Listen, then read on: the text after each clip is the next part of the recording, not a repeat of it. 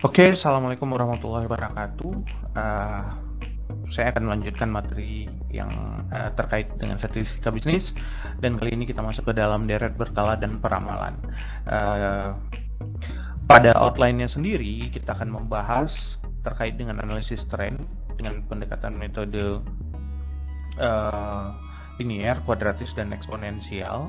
Lalu ada analisis variasi musim, ada analisis siklis, dan menggunakan analisis tren untuk mendapatkan estimasi nilai di masa yang akan datang. Langsung saja, apa itu deret? Jika kita tahu ada komposisi angka seperti ini, 1, 2, 3, 4, 5, 6, 7, 8, 9, 10. Itu angka yang memiliki deret dengan interval yang sama, masing-masing intervalnya 1. Atau kita mengetahui ada angka 1, 3, 5, 7, 9, 11. Itu adalah deret yang sama tapi dengan interval yang nilainya sama dengan 2. Nah, kita tahu bahwasanya ini adalah data yang sifatnya adalah berurutan, maka konsepnya ini disebut di dalam statistik adalah analisis time series atau runtut waktu. Nah, runtut itu artinya waktunya tidak ada yang terskip ya, tidak ada yang terloncati, berarti datanya berurut, berderet. Nah, data deret berkala sendiri adalah sekumpulan data yang dicatat dalam suatu periode tertentu. Jadi ini dicatat pada periode dengan periode yang cukup jelas dari periode yang dipergunakan. Pada runtut waktunya itu bisa terdiri dari 5 tahun, 10 tahun. Intinya adalah data itu terdiri dari tidak hanya satu waktu saja. Tujuan atau manfaat analisis. Nah, selanjutnya untuk komponen data berkala atau analisis data time series ini itu terdiri dari 4 konsep perhitungan. Yang pertama adalah analisis tren, lalu ada variasi musim, ada variasi siklus, dan variasi irregular atau variasi yang tidak tetap. Variasi tidak tetap ini berubah-ubah karena kalau tren itu, musim dan siklus itu memiliki pengulangan dan bisa diprediksikan akan terjadi pada kondisi itu, pengulangan itu akan terjadi. Sementara untuk variasi yang tidak tetap ini yang benar-benar sifatnya acak atau random. Nah, kita mulai dengan yang pertama adalah analisis tren. Jadi tren itu adalah rentang perubahan yang terjadi dalam jangka waktu yang panjang. Contohnya ketika misalnya ada tren berpakaian atau tren berjualan makanan, itu terjadi pada rentang waktu yang panjang. Apakah misalnya contoh ada satu makanan yang sempat booming, tapi apakah ini bisa disebut tren atau tidak? Yaitu contohnya misalnya ais kepal Milo yang datang dari Malaysia. Nah, apakah itu bisa dikategorikan sebagai tren? Tentu tidak, karena datangnya cepat, boomingnya cepat, lalu kemudian menghilang gitu. Tidak terjadi dalam rentang waktu yang panjang. Nah, dalam analisis tren itu yang dilihat tidak hanya satu periode waktu, tapi multi periode waktu. Jadi bisa lebih dari 5 tahun, 10 tahun, bahkan mungkin sampai dengan 100 tahun. Misalnya orang ingin mendeteksi tsunami, atau mencoba untuk melakukan peramalan kemungkinan datangnya tsunami atau gempa. Walaupun gempa mungkin sampai saat ini belum ada yang benar-benar bisa memprediksinya, tapi tsunami beberapa kali orang sudah melakukan simulasi. Itu mungkin terjadi, ada tsunami yang datang 100 tahun sekali, ada yang 200 tahun sekali, ada yang 500 tahun sekali. Itu berdasarkan data historis. Nah, untuk pergerakannya sendiri itu disebut dengan kemiringannya atau slope-nya. Slope-nya itu bisa jadi mengarah ke atas, itu artinya trennya itu membentuk tren yang positif, sementara slope-nya turun ke bawah atau kemiringannya turun ke bawah itu disebut dengan tren negatif. Nah, bagaimana melakukan analisis tren? Yang pertama adalah dengan mempergunakan metode semi rata-rata. Nah, metode semi rata-rata ini digunakan dengan membagi data menjadi 2 kelompok. Yang pertama kemudian dihitung rata-rata kelompoknya, dan Pada kelompok kedua juga dihitung nilai rata-ratanya. Lalu dihitung slope-nya, kemiringannya, dengan menghitung nilai B, yaitu rata-rata dari kelompok 2 dikurangi dengan rata-rata dari kelompok 1 dibagi dengan tahun dasar kelompok 2 dikurangi dengan tahun dasar kelompok 1. Lalu dirumuskan persamaan trennya, yaitu Y sama dengan A ditambahkan dengan nilai BX. Nah, nilai A-nya ini dari mana? Didapatkan dari nilai rata-ratanya. Kita akan lihat pada contoh berikut. Nah, di contoh ini adalah 6 data dari 6 tahun pengamatan dari tahun 1996 sampai dengan tahun 2001. Nah, jadi ada 6 tahun pengamatan di sini. Nah, dengan nilai pelanggan dalam jutaan rupiah, dalam jutaan orang, itu nilainya ada 4,2 juta, 5,0, 5,6, lalu ada 6,1, 6,7, dan 7,2. Nah, bagaimana menghitung rata-ratanya? Kita membaginya dulu menjadi dua kelompok. Dua kelompok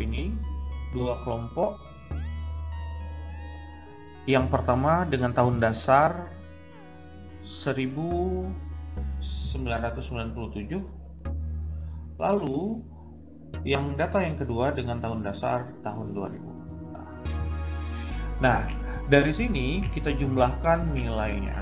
Nilai yang dijumlahkan adalah nilai 4,2 ditambahkan dengan 5,0 ditambahkan dengan 5,6 lalu dibagi dengan 3 karena ada 3 tahun pengamatan. Jadi ada 96, 97, dan 98. Itu kemudian dijumlahkan nilai pelanggannya dibagi 3, hasilnya adalah 4,93. Ini rata-rata yang pertama. Lalu dihitung pada kelompok yang kedua dengan cara yang sama, yaitu nilai 6,1 ditambahkan dengan 6,7 ditambahkan dengan 7,2, hasilnya kemudian dibagikan 3, didapatkan nilainya adalah 6,67. Nah, kemudian kita menghitung nilai X-nya, nilai X dengan tahun dasar tahun 1997. Nah, di sini data di yang pertama ini nilainya sama dengan 0, di sini nilainya sama dengan 0. Nah, di sini nilainya sama 1997 tahun dasarnya. Ini 0 ini didapatkan dari 1997 dikurangi dengan 1997 juga. Jadi 1997 dikurangi dengan 1997 hasilnya adalah 0. Sementara untuk tahun yang di atasnya itu adalah 1996 dikurangi dengan 1997 hasilnya adalah -1. Sementara untuk yang di bawahnya mulai dari 1998 dikurangi dengan 1997 hasilnya adalah 1, 99 dikurangi dengan 97 hasilnya adalah 2, 2000 dikurangi dengan 97 hasilnya adalah 3, dan seterusnya. Sementara untuk nilai X pada tahun dasar tahun 2000 itu dilakukan hal yang sama, tapi tahun dasarnya di sini berarti pengurangnya adalah 2000.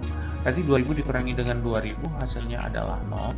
Lalu kemudian 99 dikurangi dengan 2000 hasilnya adalah -1, 1998 dikurangi 2000 -2, dan seterusnya. Dan 2001 dikurangi dengan tahun 2000 hasilnya adalah 1, didapatkan seperti ini. Lalu kemudian dihitunglah nilai B-nya. Nilai B-nya adalah nilai rata-rata kelompok 2 dikurangi dengan rata-rata kelompok 1 dibagi dengan jumlah tahun dasar kelompok 2 dan tahun dasar dikurangi dengan tahun dasar kelompok 1. Jadi dicari nilai B-nya, nilai B-nya seperti ini, didapatkan nilai B-nya adalah 0,58. Langsung dimasukkan ke dalam persamaan. Di persamaan inilah kemudian dibuat untuk tahun dasarnya. Untuk tahun dasarnya 1997 itu adalah Y sama dengan A ditambahkan dengan BX. A-nya adalah 4,93. Sementara nilai B-nya tadi diketahui 0,58 dikalikan dengan X. Jadi 4,93 ditambahkan dengan 0,58X. Sementara untuk data tahun 2000 itu adalah 6,67 ditambahkan dengan 0,58X. Itu adalah metode semi rata-rata. Kita akan coba lanjutkan dengan metode yang selanjutnya. Metode yang selanjutnya adalah metode kuadrat terkecil. Nah, untuk menghitung metode kuadrat terkecil itu adalah menghitung bagaimana selisih antara garis tren dengan garis tren yang dibentuk dari kuadrat selisih data asli dengan data pada garis trennya. Nah, jika kita lihat di sini ada dua model, yaitu data y-action, ini berarti data trennya, sementara ini data y adalah data aslinya. Ini adalah data asli dan ini adalah data tren yang dibentuk, dan kemudian dilihat bagaimana selisih keduanya dari titik-titik yang bertemu ini bagaimana selisihnya. Di sini dilihat kemudian bagaimana selisihnya yang terjadi di sini. Nah, kita coba dulu, kita lihat di sini dilihat bagaimana selisih keduanya, lalu di sini juga, di sini juga, sehingga akhirnya di tahun 2002 nantinya, di tahun ini dapat dibentuk nilai tren yang berbeda, atau mungkin nilai akan sama. Nah, ini mungkin di tahun 2002 akan bisa diprediksikan. Nah, bagaimana sih menghitungnya? Pendekatannya masih sama, yaitu dengan pendekatan regresi, yaitu Y sama dengan A ditambahkan dengan BX. Hanya saja untuk mencari nilai A-nya itu adalah sigma Y per N, sementara untuk nilai B-nya adalah sigma YX dibagi dengan sigma X kuadrat. Itu kurang X-nya. Sebenarnya di sini ada sigma juga. Di sini sigma X kuadrat seharusnya. Oke, nanti diperbaiki saja. Itu sigma YX dibagi dengan sigma X kuadrat. Kita lihat contoh. Nah, ada 5 data, yaitu dari tahun 97 sampai dengan tahun 2001. Nah, datanya adalah seperti ini, 97, 98, 99, 2000, 2001. Dengan data pelanggannya masing-masing adalah 5, 5,6, 6,1, 6,7, 7,2. Dijumlahkan itu menjadi sigma Y-nya adalah 30,6, berarti dijumlahkan keseluruhannya. Lalu untuk kode X tahunnya ini, tahun dasarnya itu dipakai tahun 99, berarti 99 dikurangi dengan 1999 hasilnya adalah 0, maka di atasnya adalah min 1, min 2, 1 dan 2. Lalu dikalikan antara nilai X dan nilai Y, 5 dikalikan dengan min 2 hasilnya adalah min 10, 5,6 dikalikan dengan min 1, min 5,6, 6,1 hasilnya 0, 6,7 dan 14,4. Lalu dijumlahkan hasil dari Y dikalikan dengan X yang hasilnya adalah 5,5. Lalu kemudian nilai X-nya dikuadratkan, berarti min 2 dipangkatkan 2 hasilnya adalah 4, min 1 dipangkatkan 2 hasilnya adalah 1, dan seterusnya. Dijumlahkan sigma X kuadratnya adalah 10. Maka nilai A-nya dapat dicari sigma Y dibagi dengan N itu 30,6, dari sini 30,6 dibagi 5 hasilnya adalah 6,12. Lalu kemudian nilai B itu adalah sigma YX dibagi dengan sigma X kuadrat, sigma YX-nya adalah 5,5 dibagi dengan 10 hasilnya adalah 0,55. Maka persamaan trennya menjadi nilai Y-action, yaitu 6,12 ditambahkan dengan 0,55X. Jadi sangat mudah sekali untuk mencarinya. Oke, next kita masuk ke metode yang ketiga. Metode yang ketiga adalah metode kuadratis. Oke, pada metode kuadratis ini adalah bukan metode linear ya, berarti berbeda dengan dua konsep yang sebelumnya. Nah, pada metode kuadratis itu dalam jangka waktu pendek, tren tidak bersifat linear. Artinya ketika jangka waktunya itu misalnya cenderung lebih pendek dari rentang waktu yang panjang, misalnya kita ingin meneliti dalam rentang waktu 1-2 tahun, metode kuadratis ini bisa lebih menjelaskan bagaimana tren itu terbentuk. Nah, untuk rumusnya itu sedikit berbeda, karena konsepnya di sini adalah Y sama dengan A ditambahkan dengan BX ditambahkan dengan CX kuadrat. Nah, ini ada metode kuadratis. Nah, untuk koefisien A dan B dan C dicarinya dengan rumus seperti ini, agak sedikit ribet memang. Yaitu untuk nilai A-nya adalah sigma Y dikalikan dengan sigma X pangkat 4, lalu dikurangi dengan sigma X kuadrat Y, lalu dikalikan dengan sigma X kuadrat dibagikan dengan N, lalu dikalikan dengan sigma X 4 pangkat 4 dikurangi dengan sigma X kuadrat. Sementara untuk nilai B-nya itu sigma X Y dibagi dengan sigma X kuadrat, masih sama untuk mencari slope-nya. Sedangkan nilai C-nya di sini adalah N dikalikan dengan sigma X kuadrat Y dikurangi dengan sigma X kuadrat dikalikan dengan sigma Y per N dikalikan dengan sigma X pangkat 4 dikurangi dengan sigma X pangkat 2. Jadi dilihat di sini, ini metode kuadrat itu akan membentuk parabola. Entah dia nanti parabolanya akan tertutup atau dia terbuka ke atas gitu. kita akan lihat bagaimana mencari dalam contoh soalnya. Oke, pada contoh soalnya seperti ini, untuk tahunnya ada 5 tahun masih yang sama.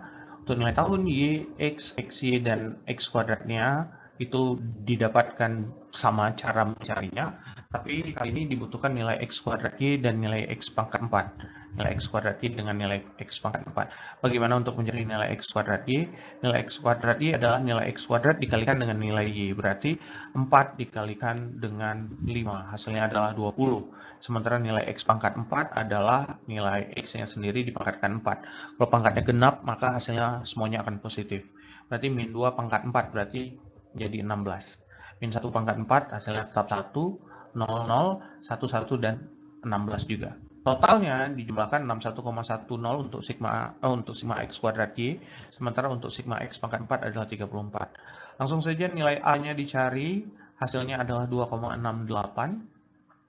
Sementara nilai B-nya didapatkan masih sama 0,55 dan nilai C-nya didapatkan 0,003125. Maka nilai nilai sigmanya nilai kuadratisnya secara regresi itu adalah Y sama dengan 2,68 ditambahkan dengan 0,55X dikurangi dengan 0,03125X pangkat 2. Jadi ini bagaimana mencari nilai dari tren dengan metode kuadratis untuk tren yang sifatnya jangka pendek. Terakhir, tren dengan metode eksponensial. Nah, pada persamaan eksponensial dinyatakan dalam bentuk variabel waktu, yaitu nilai X, dengan pangkat. Ya, karena eksponen adalah pangkat. Untuk mencari nilai A dan B dari data Y dan X digunakan rumusnya seperti ini, yaitu nilai Y aksennya adalah A dikalikan dengan 1 tambah B pangkat X. Inilah yang disebut dengan eksponensial, nilai eksponensial X. Nah, untuk mencari nilai A-nya, kita harus mencari dulu logaritma natural dari Y aksen, yaitu sama dengan logaritma natural A ditambahkan dengan X dikalikan dengan logaritma natural dari 1 ditambahkan dengan B. Jadi X-nya diturunkan ya, untuk mencari derivatif dengan logaritma natural. Sehingga akhirnya didapatkan nilai A adalah anti logaritma natural dari sigma logaritma natural Y dibagi dengan N. Sementara nilai B juga anti logaritma natural, yaitu kemudian dikalikan dengan sigma X dikalikan dengan logaritma natural Y dikurangi dengan 1 dibagi dengan sigma X kuadrat. Lalu kemudian dimasukkan dalam rumusnya Y sama dengan A ditambahkan A dikalikan dengan 1 tambah B pangkat X. Maka nilainya akan menjadi seperti ini. Logaritma natural ini terjadi pada kasus COVID-19. Bahwasanya perubahan penderita itu meningkat secara eksponensial. Bagaimana eksponensial menjadi berpangkat? Misalnya ketika ada satu orang menularkan kepada satu orang yang lain menjadi dua orang ini bertemu dengan masing-masing satu orang yang lain menjadi 4, lalu kemudian 4 orang ini bertemu lagi dengan satu orang yang lain menjadi 4 ketemu dengan 4 menjadi 16, 4 kali ya 16, 32 dan seterusnya. Itu terjadi peningkatan sehingga akhirnya kurvanya meningkat tajam seperti ini. Nah, ini yang disebut dengan pendekatan logaritma natural atau pendekatan tren eksponensial. Nah, contohnya seperti apa? Oke, kita lihat data yang sama tahun 97 sampai tahun 2001, Y-nya sama, X-nya juga sama. Nah, yang dicari adalah logaritma natural dari Y. Menggunakan kalkulator didapatkan logaritma natural dari 5 adalah 1,6. Lalu dicari nilai X kuadratnya dan dikalikan nilai X dengan logaritma natural Y. Berarti nilai min 2 dikalikan dengan 1,6. Hasilnya adalah min 3,2. Dan seterusnya. Semuanya dijumlahkan, didapatkan nilai logaritma natural jumlahnya adalah 9, nilai X kuadrat jumlahnya adalah 10, nilai X dikalikan dengan logaritma natural Y adalah 0,9. Jadi nilai A dan B didapat untuk anti logaritma natural dari sigma logaritma natural Y dibagi dengan N. Jadi didapatkan anti logaritma natural 9/5. Datanya ada 5 ya. Dan sama dengan anti logaritma natural 1,8, hasilnya adalah 6,04. Juga dicari dengan nilai B dengan pendekatan anti logaritma natural juga, atau inverse ya. Kalau kalian mungkin bingung anti itu apa, kalau di kalkulator itu dicari dengan menekan tombol INV. Dia ada tombol INV biasa berwarna kuning di kalkulator untuk mencari inverse-nya atau kebalikannya. Jadi cari inverse kemudian tekan logaritma natural, maka itu akan menjadi antinya. Dan didapatkan hasilnya adalah 0,9. Maka persamaan eksponensialnya adalah Y sama dengan 6,04 dikalikan dengan 1 ditambahkan dengan 0,9 dipangkatkan dengan X. Maka ketika terjadi perubahan X, secara eksponensial ini akan mempengaruhi nilai Y-nya.